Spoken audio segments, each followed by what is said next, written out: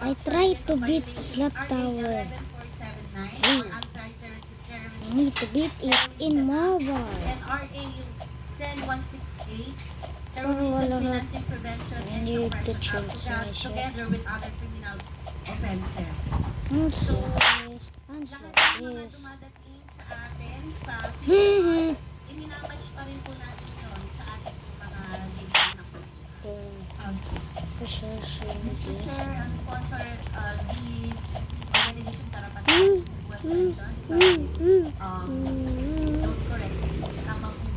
Bro, he fell.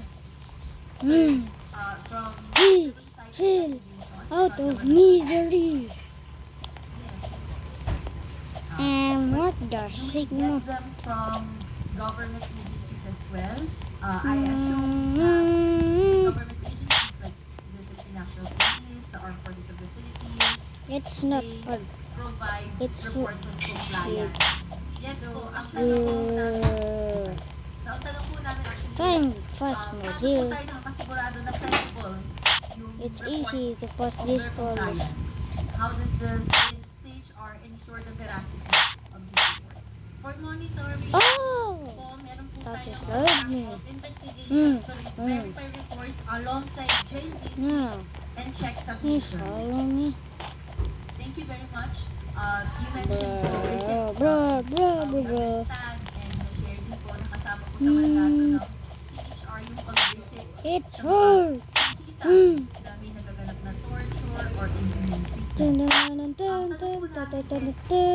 Ano po kayang gawin ng CHR beyond visits? For example, they verified the report of torture.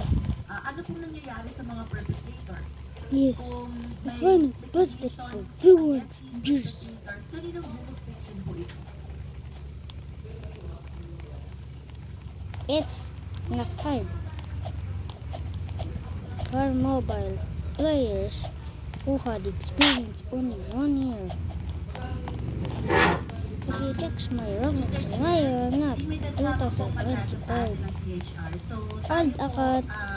tayo lamang po ang investigation at upon My investigation, old account i-refer na rin po is natin sa ibang agency yung now ating 1 napuntahan year. mga areas. Playing Roblox for 1 year now. It's about to get 2 years. And paano po proactively nakikipagtulungan with these agencies para I play this game. I got to that blue, light blue. Mr. Chair, ang mga agency po na This is not my main. This is my main. I can do glitch. Not all of them. At saka po ay DOJ, In mobile. Ombudsman. Yan po yung mga agency. We played 99 nights in the forest before. I got 49 nights because we got it. Magkaroon ng proceedings against the anti-torture law. Kapag may kasuhan na po, ano po bro? I need to skip this part. Sa pag-file ng complaint, sa trial proper, if any. I got already good for skip. All of them. Meron po tayong dito sa binibigay po sa ating I never beat. mga clients, pero wala po tayong litigation. I'm talking also. At Ah! ang ko po is Kino. may mga na-reporting instances that hinahanapan ang CHR ng Really should permits draw me. when visiting Thank you, jails, Tito. Draw me. or possible sites slap ng torture. Body. Kayo na po Sorry. mismo ang Look, sabi na, Look.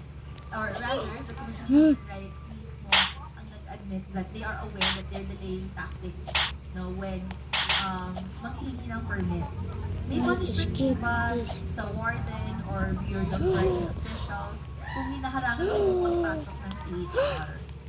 Oh. And if wala po, bakit? I will die with Question, this part. Representative po. Sorry. In our previous committee hearing, we asked po kung Hinahanapan po ba yung CHR ng permits when visiting? Ideally, dapat hindi. Di ba po? Jail visits are surprise, they are random. But there are times, not only jails, no, torture sites or centers na may temporary or permanent detention na ang awareness natin is Time to beat it again. times po na hingin po na permit. CHR that previously hearing said that they are aware they're delaying tactics. So Parang guys, mapigilan yung mandato ng CHR.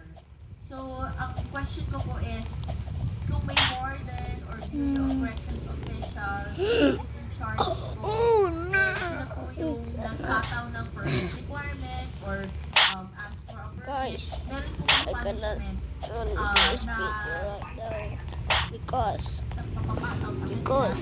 I need to make another video on shooting games. Opposition. Oh, wait, let Hindi na move. po kailangan ng permit. Bye. Since under See you torture law, soon. enforced After that, disappearance, I'm gonna upload that video.